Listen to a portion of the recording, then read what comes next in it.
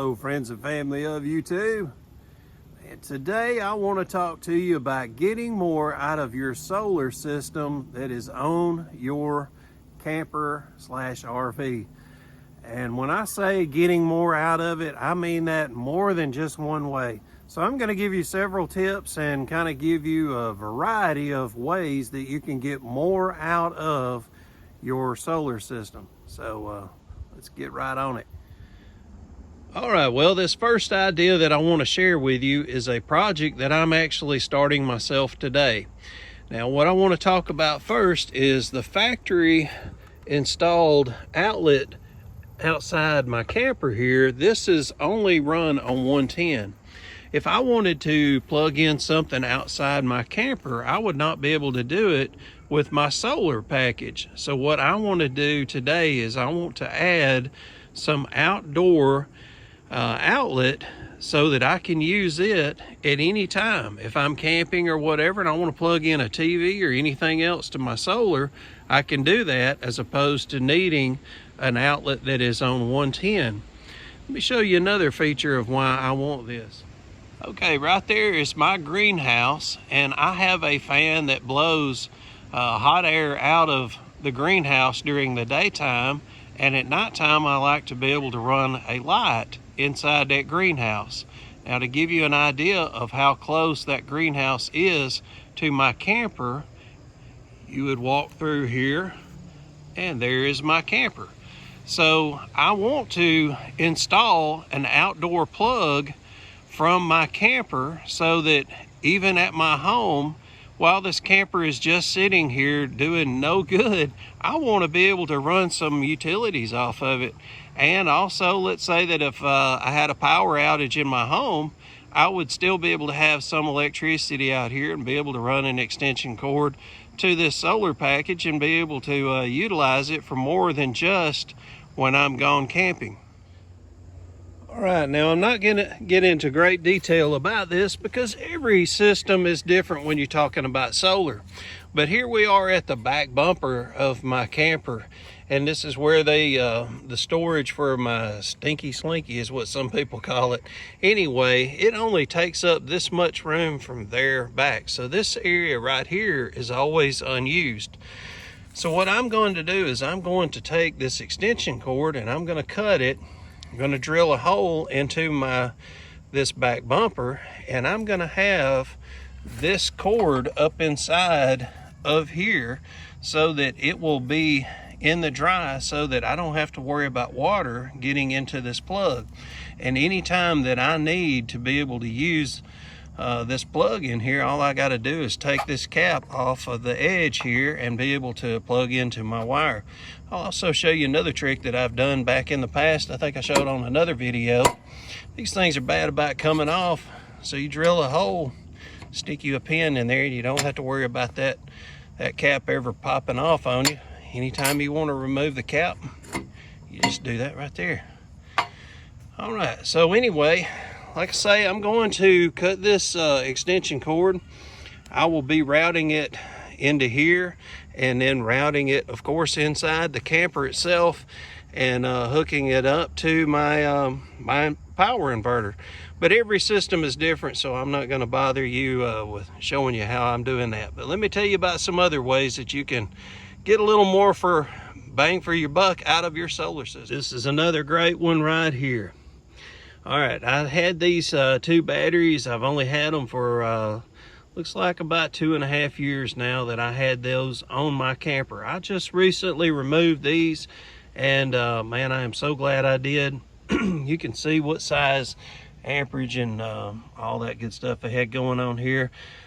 These are what you would pick up at most any dealership that you would go to, or maybe even Walmart would carry something very similar to it. So I took those two off, and on mine, what I did is I went from having two of those to just one lithium battery. I'll show you the snapshot photo of what I have installed on it.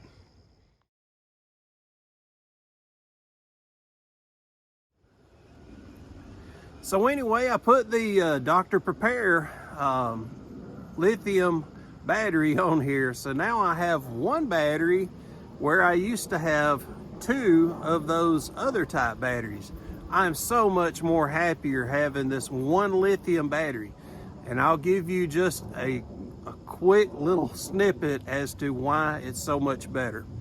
When you charge up the other batteries during the daylight, when you're getting solar on your solar panels, the sun goes down.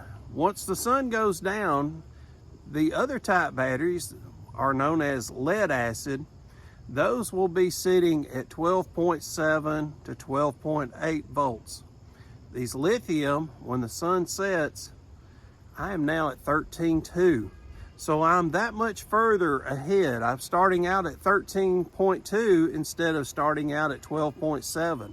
So I am getting so much more use out of one lithium battery versus 2 of the lead acid type. So this was a great move.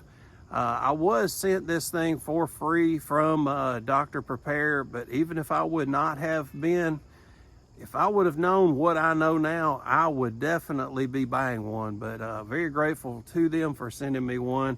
I'm not paid to say anything good or bad about them. I own the battery now. If I told you I didn't like it, I would still be in the same boat as if I'm telling you that I do like it. But I definitely love this thing. So go to Lithium. Maybe even check out Dr. Prepare if you want to look into it, because very good product.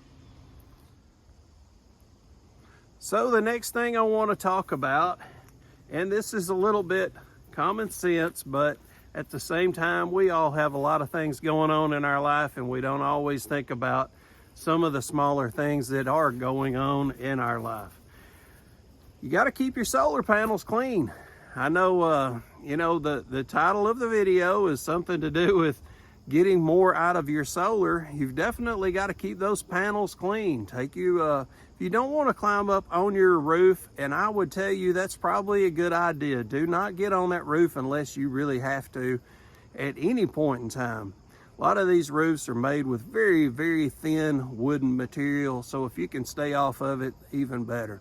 So get a ladder, set up a ladder up to the side of it, get you some kind of just all-purpose cleaner like 409 or some kind of spray, and get you a soft brush. You can even use a very soft broom. That's what I used last time. I was able to get on the ladder, just spray me some 409 or all-purpose spray on my panels. I took a broom and I just drug it across there. It cleaned all the panels off. I took a garden hose and sprayed off all the soap off of there. Now my panels are nice and clean, and I have definitely increased the productivity out of those solar panels up there. So I know, like I say, it is a little bit of a common sense thing, but it is something for you to think about. If you've never cleaned your panels, that may be why you're not getting as much out of them. And for the final tip that I'd like to give you today is I personally don't like to always park my camper out in the full sun, making it hot all day. I would prefer sometimes to just have it sitting in the shade. So you may want to consider adding an outlet on the outside of your camper where you can plug in an extra solar panel, be able to run that solar panel out into the sunlight while keeping your camper in the shade.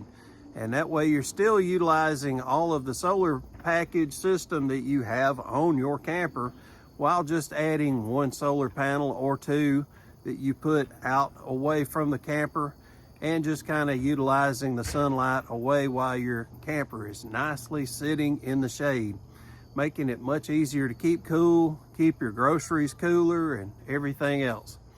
Folks, I appreciate y'all spending some time with me today, and I look forward to reading your comments down below. Y'all give some tips and tricks to me and all of the viewers to this video, and everyone else. Share your tips and tricks. Folks, y'all have a great day. I'll see y'all real soon. Bye-bye.